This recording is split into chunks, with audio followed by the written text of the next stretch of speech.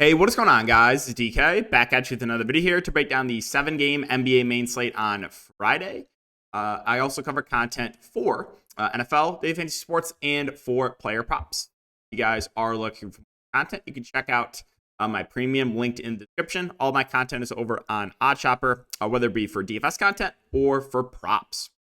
And the sponsor of today's video, that's going to be Parlay Play. Guys, you can use the code DKDFS or the link down below for a $100 deposit match bonus. But Parlay Play is a prop site. You're building out slips of props. They have a ton of alt props as well. So definitely recommend it. Get on as many of these DFS prop sites as possible. And then when you do want to place your bets, you can offers the best value. If it's a first-time user and you use that code or the link and deposit, it does help support the channel. So greatly appreciate that. And yeah, let's recap tonight, and then we'll get into the video. So tonight, this is the lineup I went with. I wanted to go pretty heavy on the Grizzlies with how shorthanded they were. And I was not fading Harden and Zubats. Harden and Zubats absolutely smashed. The Grizzlies all went crazy. Low-owned Şengün, a little bit annoying. He was like a ghost in the fourth quarter. That was a little bit frustrating. And then Clarkson got injured and had just a horrific game. Tilted me too because he was my last leg of Underdog prop to hit a 10x. I still 2.5x, but very tilting. So I basically just jammed the Grizzlies over PRAs. It was Aldama, Pippen, Wells, and Laravia, and then paired it with Clarkson. But again, Clarkson injured and just played awful. So on my cash and low stakes, I missed by literally 0.5 on high stakes. So woo, fun. But that is that. Also, just got the prop thread up on Twitter. If you guys are interested, I do these or try to do these prop threads every day. Kind of going team by team. I'm giving some important info for each team. And I do have that up already for tomorrow. You guys go check that out. Yeah, these take a lot of time. So if you like them, just let me know. But yeah, that's all over on Twitter for free. All right. So let's get into the breakdown here. We'll start off with Boston. So no Porzingis. Sam Hauser is probable. I do want to mention Al Horford got benched last game. They actually dusted off Kata and closed with him. And then you also saw Peyton Pritchard close over Drew Holiday. I don't think that's going to happen again, but Pritchard has been playing extremely well off the bench. And this is a good matchup, obviously, against Charlotte. So Tatum 10K, Brown 8.5. I think both reasonable options. Both have a pretty high ceiling. You got Derek White at 6.7 and Drew Holiday at 5.5. No real super strong takes on either. I guess if I had to pick between the two, maybe a slight edge to Drew. But a little bit more confident in minutes right now for Derek White. Horford, if he plays his normal minutes, I think would be a solid option. But again, only played 19 minutes last game. That was a little bit concerning. We mentioned Pritchard. I still think he's viable. Then you got Sam Hauser at 3.5. A little bit 14 minutes last game. But we'll probably get extended a bit if this game does get out of hand. And moving on to Charlotte. Charlotte, we got to keep on the status of Brandon Miller, right? No Mark Williams. But Brandon Miller's status is pretty important because if Brandon Miller's out, it's going to open up some value. You also get a usage bump to LaMelo. LaMelo did not play well last game. He was the one letdown for me last slate, which is pretty tilting.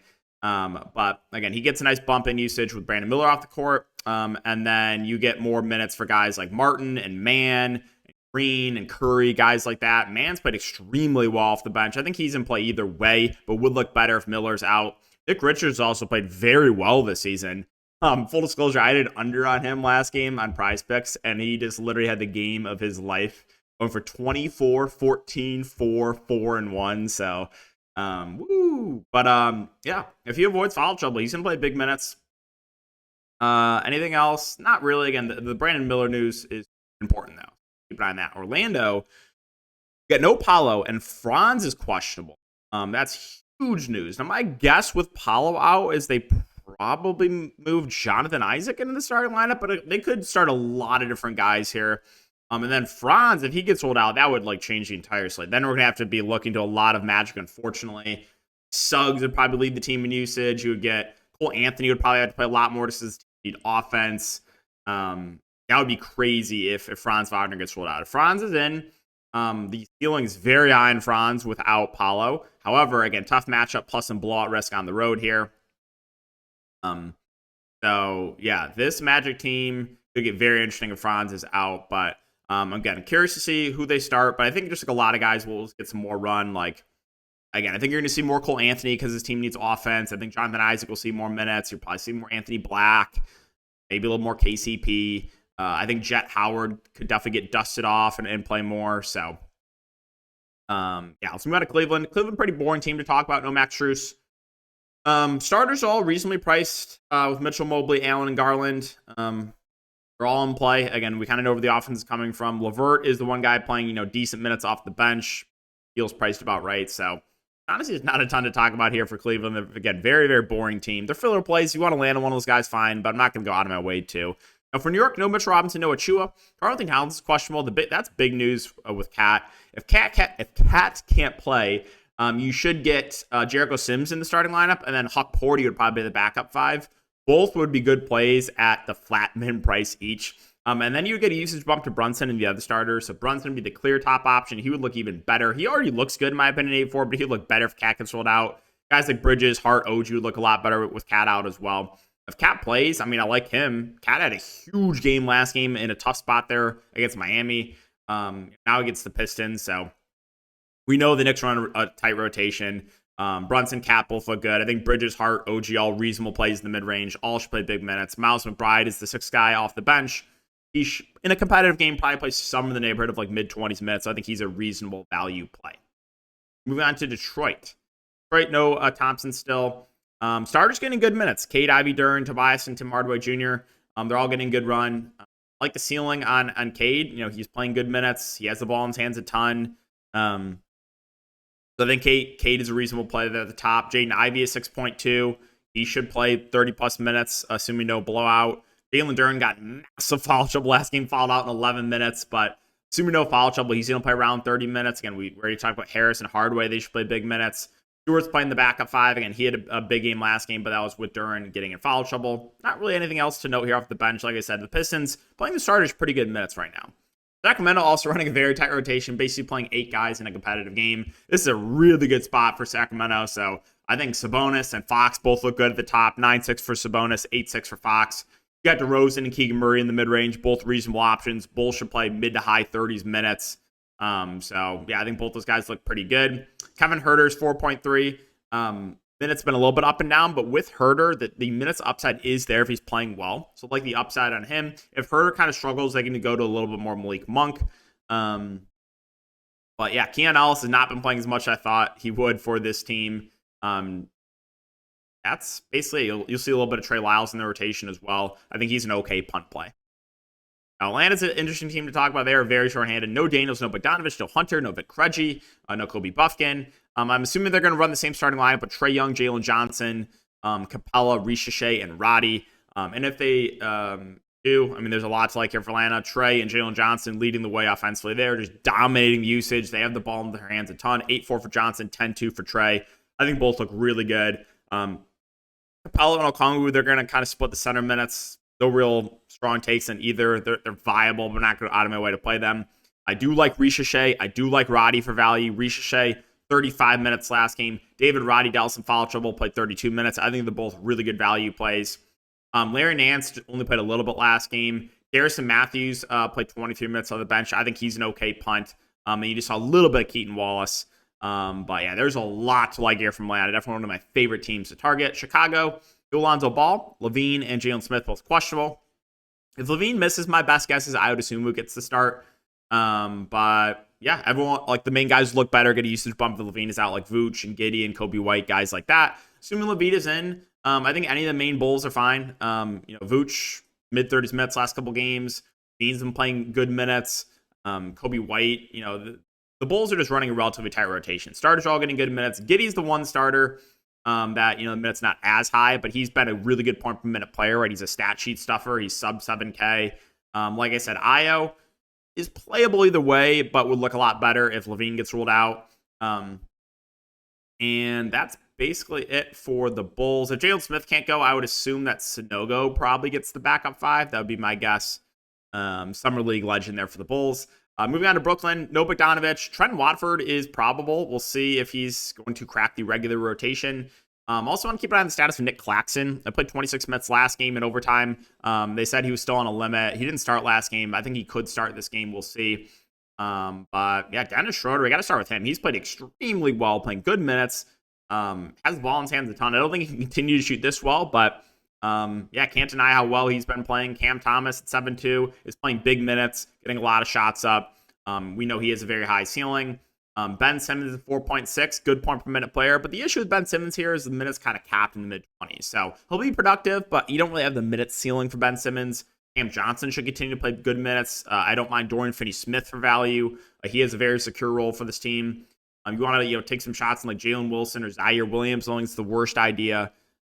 All right, moving on to the Lakers. Lakers and Raptors. No Vanderbilt, no Wood, no Koloko, AD, and D'Lo, both probable. The Lakers continue to run a very tight rotation. All 5 starters averaging 30-plus minutes on the season.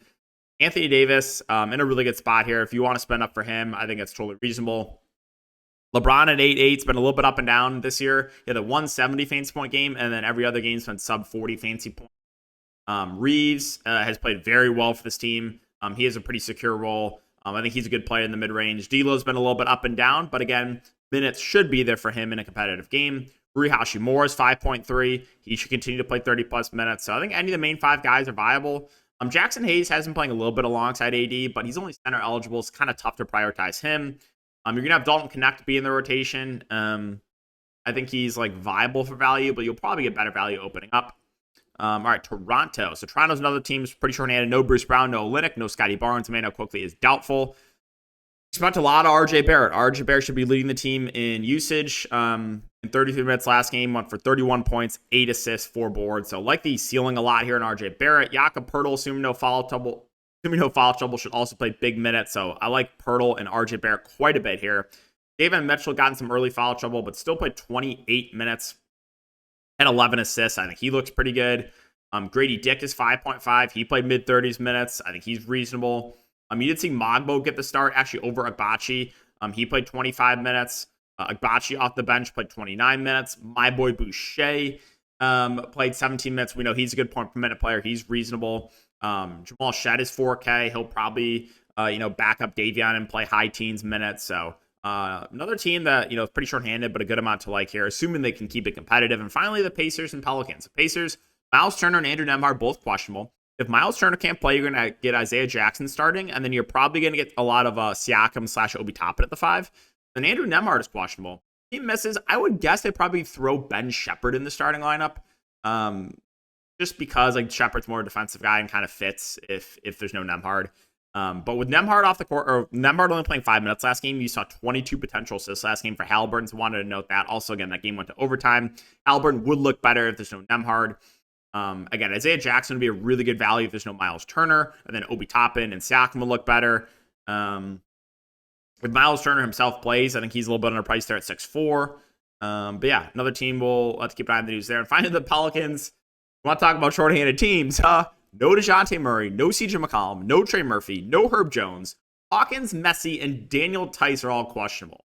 If they're all out, like, can this team even field a roster? If they're all out, my guess is JRE would start at the 5. I think the starting lineup, if they're all out, would be Alvarado, Ingram, Devontae Green, Zion, and JRE. Oof. And then you would get a bench unit of Brandon Boston, Jamal Cain, Reeves, Jemison, and Makovich.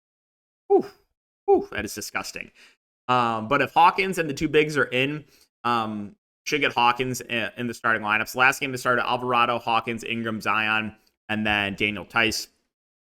Either way, Alvarado looks good, but if Hawkins gets rolled out, he'll probably have to play even more. So Alvarado looks great for value. Hawkins, if he can play, I also played 39 minutes last game. So the 2 guards here, the 2 cheap guards for the Pelicans, I really like. The 2 top-end guys in Zion and Ingram, again, it's an up-tempo matchup here against the Pelicans. They both look good. The bigs, like I said, we'll keep an eye on it. If they're all healthy, you'll probably get a rotation. But if one of these guys miss, the other one will look better. Again, you got Tice at 3.8, Messi at 4K. They could go small ball too. They can play JRE at the 5. So they have a lot of different directions they could go here. So definitely keep an eye on the Pelicans news. But yeah, guys, so that's going to wrap it up for the video. As always, if you do enjoy, make sure to like, subscribe, and hit the notification bell. And we'll see you guys all in the next video. Also, I will be on Stochastic tomorrow stream if you guys want to check that out. We'll be doing the deep dive with Josh. Thanks again, guys. Good luck, and we'll see you all in the next one.